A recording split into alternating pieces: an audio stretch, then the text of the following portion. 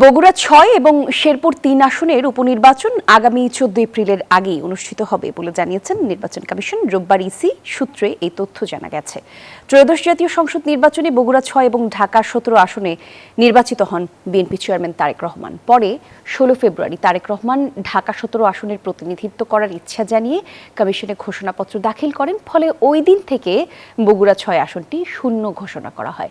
এছাড়া গত ৩ ফেব্রুয়ারি কিডনিজনিত রোগে মারা যান শেরপুর ৩ আসনের জামায়াত মনোনীত প্রার্থী নুরুজ্জামান বাদুল।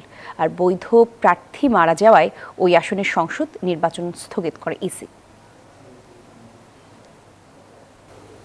নির্বাচন যেগুলো বাকি রয়েছে দুটো, সেগুলো আমরা আশা করতেছি যে পহেলা বৈশাখের আগেই করার। সংরক্ষিত মহিলা আসন তো ভোট অলরেডি শুরুই হয়ে গেছে, কারণ এটা মূলত যারা সংসদের প্রতিনিধিত্বকারী দল তাদেরই নির্বাচন।